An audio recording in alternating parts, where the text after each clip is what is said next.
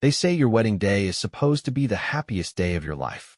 Mine ended before the music started, when I walked in on my fiancé half-naked with my best man, less than an hour before I was supposed to say, I do. What followed wasn't heartbreak. It was silence, planning, and a revenge so quiet it left them screaming. Let me just start by saying, I didn't want this story to exist. I didn't want to be that guy posting a soap opera on Reddit. But here I am. Call it therapy. Call it closure. Or hell, call it a warning to the next poor bastard who thinks love is bulletproof. I met Claire 5 years ago. She was working part-time at a coffee shop while finishing her degree in communications. She was funny, wicked smart, the kind of woman who could argue the merits of Dostoevsky while also knowing every lyric to a Britney Spears song. I fell hard. So did she, or at least that's what I thought. We moved in together after a year, got engaged after 3. The wedding was planned down to the last petal and ribbon. Our families were close. Her mom cried when I proposed. My dad called her the daughter he never had. Everything felt perfect, except it wasn't. It started small. The late-night texts she brushed off as group chats. The sudden privacy with her phone, screen flipped down, password changed, always on vibrate. She claimed it was just to avoid distractions. But I knew her patterns, and that wasn't one of them. Then there was Jason, my best man, childhood friend. We grew up sneaking beers and building forts. He was charming, loud, the life of any party. And lately, too close to Claire. They had inside jokes that excluded me. I'd walk into a room, and they'd suddenly stop talking, smiling just a second too long. Claire insisted they were just good friends. Jason backed her up. You're overthinking, bro, he said. Don't be that guy. But something was wrong. I could feel it in the space between their glances. About 2 weeks before the wedding, Claire started getting weirdly anxious, snapping at me over nothing, spacing out during conversations. I chalked it up to wedding stress. God knows that shit gets to everyone. Still, the gut feeling never went away. The night before the wedding, we stayed in separate places as tradition dictates. I was at the hotel with Jason and a few groomsmen. Claire was supposedly at her sister's place. Around midnight, Jason slipped out, said he was going for a smoke. Didn't come back until past 3 a.m. He said he got lost walking around the block.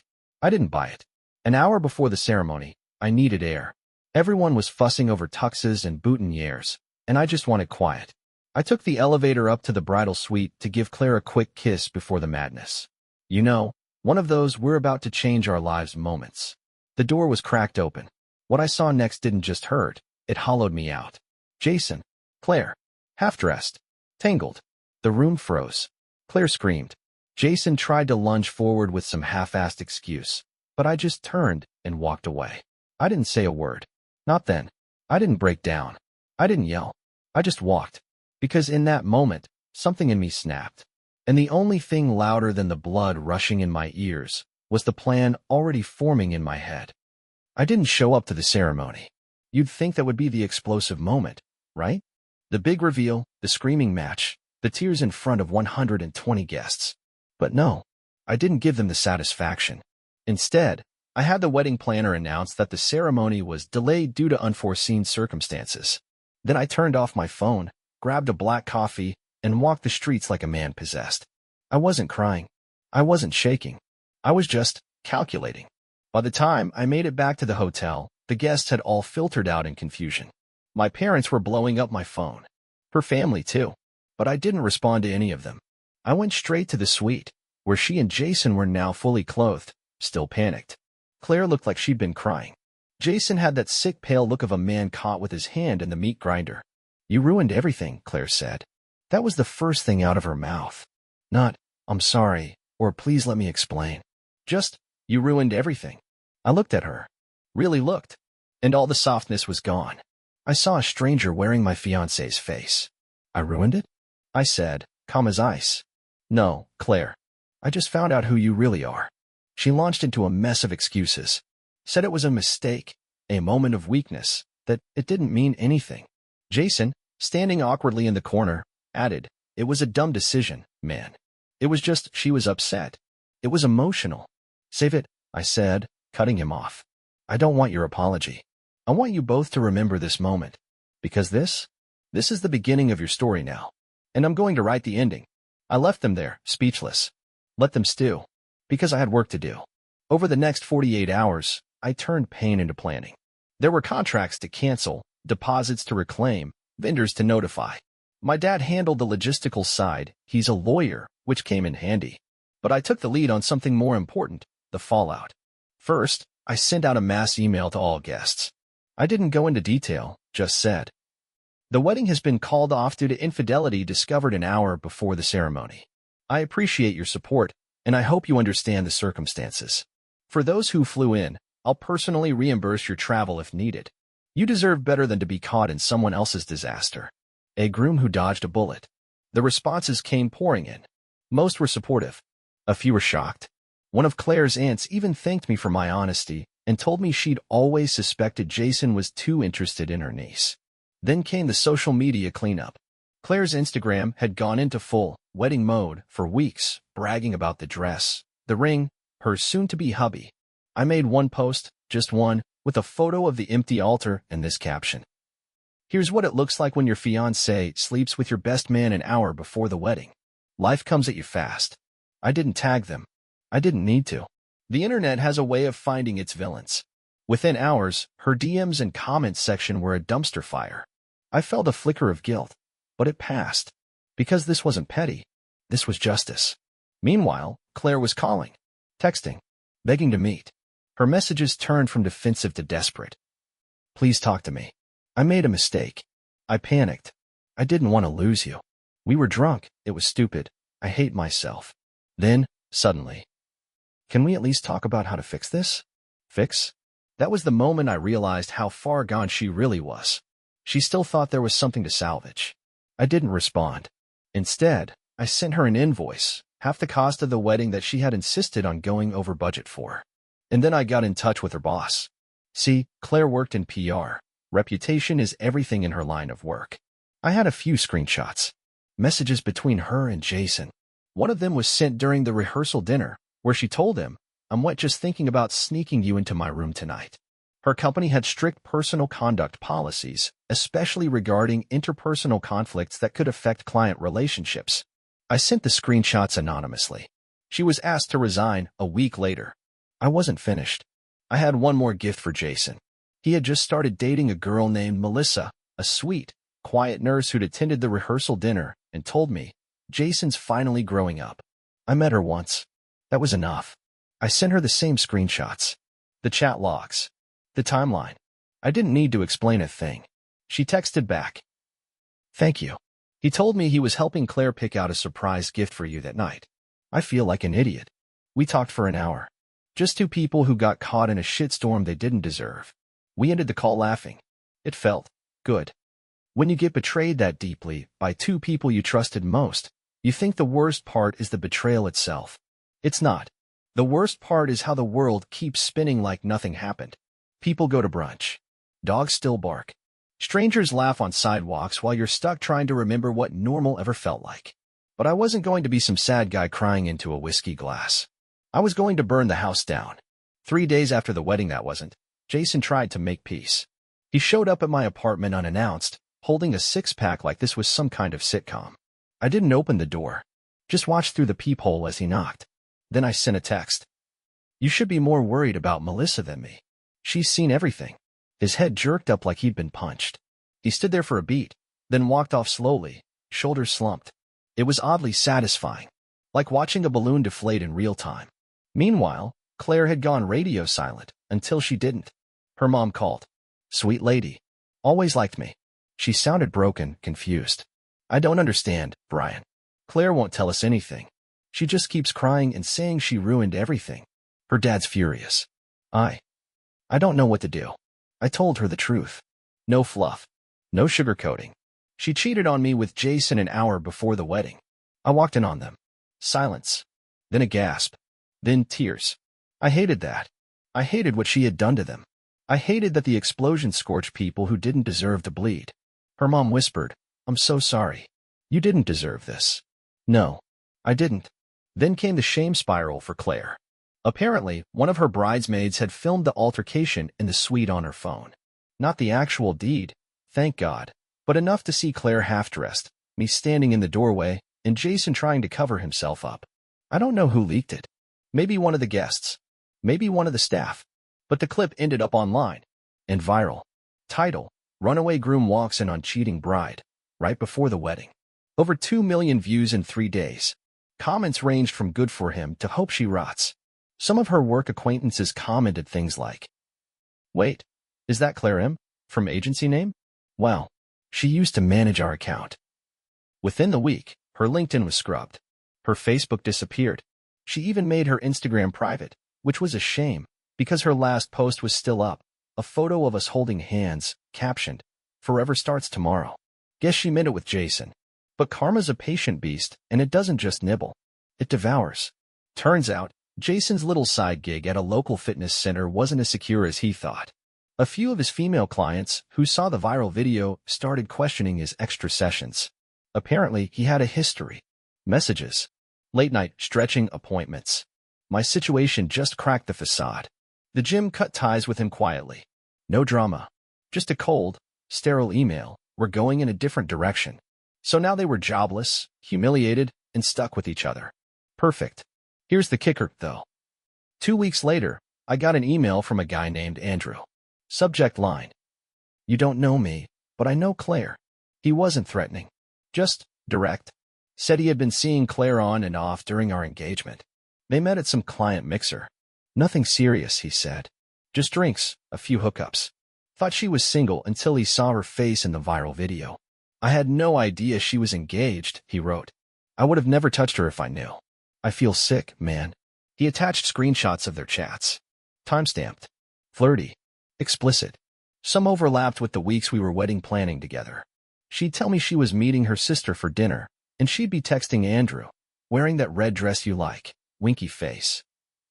I didn't even feel anger anymore. Just disgust. There was a version of her I never knew, and I was done trying to figure her out. A few friends reached out, asking if I was okay. I wasn't, but I told them I was. Because grief doesn't always look like sobbing. Sometimes it's just staring at your living room wall at 3 a.m., trying to remember the last time you felt safe in someone's arms. I deleted every photo, every message, every trace. Then I ordered a new bed. A symbolic move. No more ghost of her beside me. Just empty space. A place for peace, eventually. You ever hear people say, closure is overrated? They're not wrong. Most times, it's a myth we cling to, hoping that if we can just say the right words or ask the right questions, the pain will make sense. But when someone betrays you the way Claire and Jason did, closure isn't a conversation. It's a verdict. And I had mine ready. They invited me to meet. Together. Jason texted me first. "Can we talk? Claire and I feel like we owe you some kind of explanation." Claire followed a few hours later. "Brian, please. We need to explain what happened. I can't live with myself knowing you hate me without hearing the truth." I stared at my phone for a long time. Not because I didn't know what to say, but because I knew exactly what I wanted to do. I agreed to the meeting. Chose a neutral location, some quiet corner booth at a bar just outside of town. Not our favorite place. Not one with memories. Just a blank space for a broken story. They arrived together, which told me all I needed to know. Still pretending like they weren't a living cliché. Claire looked nervous, dressed like she was trying to prove she had her life together. Blazer, makeup too heavy, smile too forced. Jason? He showed up in gym gear. Like he'd just rolled out of whatever sad couch he was crashing on. I didn't offer handshakes. Just sat down across from them and waited. Claire started talking immediately. "Brian, first of all, I'm sorry. I know that probably means nothing now, but I need to say it. I never meant for any of this to happen. I panicked. I was scared. The wedding, everything, it just felt so overwhelming. I didn't blink." Jason chimed in next. "It was a mistake. I never wanted to hurt you, man. You're like a brother to me." "You were," I said flatly. They exchanged a glance, then Claire reached across the table. "We just want to explain. Maybe give you some peace." That was when I pulled out the envelope. Claire's hand froze midair. "What's that?" "Peace," I said, sliding it toward them. Inside was a printed transcript of their texts. The ones between her and Jason. Her and Andrew. Her and her bridesmaids, laughing about how clueless I was. One even said, "He's so sweet it's almost a shame. But Jason's just better." Claire's face drained of color. Jason tried to play it off, but his foot started tapping like a bad poker tell.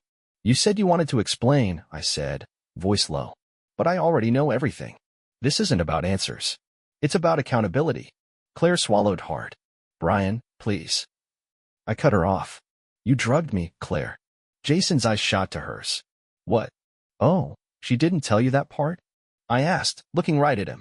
Her and her coworkers planned to drug my drink at the reception, so she could sneak off with Ian, you know, the VP of her company, for one last promotion audition. You were never even the main act. Claire looked like she'd been slapped. That's not what happened. I have the texts, I said. And I have the pills. Got a toxicology report done, just in case. Still deciding what to do with it. Jason looked horrified now, like he realized he was just collateral damage in a war he didn't even understand. Jesus, Claire. She started crying, whispering, I didn't go through with it. I couldn't. I changed my mind. I know, I said. That's the only reason I'm sitting here and not in a courtroom. I stood up. This isn't about revenge anymore. This is about truth. And everyone you know? Now they know it. Claire tried to follow me out. Jason didn't. Brian, please, she called after me. Can't we fix this somehow? I turned once, just for a moment. You didn't break something, Claire. You shattered it. And I left. Later that night, I posted the full transcript, names redacted, to a private group of friends and family, along with a single sentence. If anyone's still wondering why the wedding was canceled, read this. I'm done protecting people who never protected me. The fallout was nuclear. Her family disowned her. Jason's parents sent me an apology. And the quiet phone calls started rolling in. Messages from mutual friends. From people who once thought she was golden. All of them saying the same thing. You deserved better. Yeah, I did. After the confrontation, after the shockwaves had rippled through our friends, our families, our city, there was just silence. Not the kind that comes from peace. The kind that comes from absence. No more texts. No more apologies. No more explanations. Claire had gone ghost. Jason disappeared into whatever dark little corner people like him crawl to when the light exposes what they are. And me? I was still standing. I moved out of our apartment the next morning. Didn't leave a note. Didn't leave a forwarding address. Just signed the lease termination papers, handed over the keys, and drove away. I didn't want to be surrounded by her perfume soaked into the couch, or that photo frame still sitting on the nightstand, the one with our Disneyland trip, where she wore mouse ears and called me her forever. There was no forever. Only now. And now needed air. For a while, I crashed with my older brother. Quiet guy. Runs a landscaping company. His idea of therapy is chainsawing trees and drinking warm beer on the porch. He never asked me to talk. Just gave me space. One evening, after a long day of ripping weeds out of someone's half-dead lawn, I sat on his porch and stared at the sunset like it might give me answers. He came out, cracked open 2 beers, handed me one. Said nothing. Just sat next to me. After a few minutes, he finally said, You're not broken, man. You were just hit by a truck. But you got up. And that was it. No lectures. No pity. Just a reminder, I was still breathing. In that silence, I learned something I hadn't understood when I was wrapped up in wedding planners and dress fittings and Instagram hashtags. Love isn't just about who you choose. It's about who chooses you when everything else burns. Claire had the chance to choose me, to stand beside me. She didn't. She chose him, and then Ian, and maybe others I'll never know about. She chose attention. She chose thrill. She chose destruction. And Jason? He chose betrayal over brotherhood. They didn't just end a relationship. They murdered a part of me. But here's the thing about death. It clears space for rebirth. I started running again. 3 miles a day. Then 5. Then 8. I picked up photography, something I hadn't done since college. There was something therapeutic about capturing beauty on purpose, like I was proving to myself that it still existed even after everything. I deleted all the wedding playlists. Burned the guest book. Donated her custom robe that said bride-to-be in gold thread. Bit by bit, the ghosts began to fade. No fire. No screaming. Just a man moving forward, quietly. Every so often, I'd still get texts from people connected to the mess. Rachel, Claire's cousin. I hope you know not all of us were on her side. You were the best thing that ever happened to her. Melissa, Jason's ex, or victim, rather. Just wanted to say I'm finally dating someone decent. Thank you for showing me I deserved better. And Claire, months later. I'm in therapy. I know I don't deserve forgiveness. But if you ever want to talk, I'm here. I didn't respond. That was my response. Not every battle needs to end in a war. Sometimes, the greatest punishment you can give someone is silence. Let them live in the echo of what they destroyed. But something strange happened during all this. I started smiling again. Real ones. Not the forced smiles people wear to avoid questions. I'd catch myself laughing at dumb YouTube videos or chatting with strangers at the grocery store.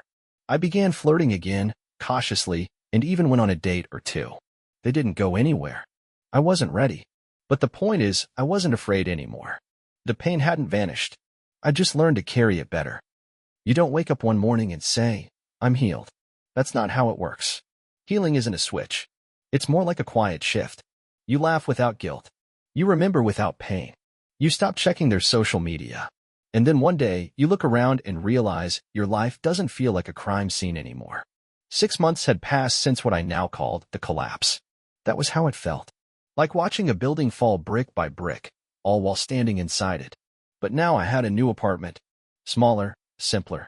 No engagement photos on the walls. Just a framed print of a lighthouse and a few houseplants I didn't quite know how to care for. And I was working. Really working. I'd thrown myself into a side project that had been gathering dust since college, an app idea. Dumb thing, really. A journaling tool with audio memos and encrypted entries. I called it Echo.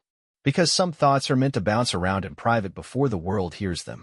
I spent late nights coding, tweaking designs, drinking too much coffee, and relearning how to want something again. It felt good.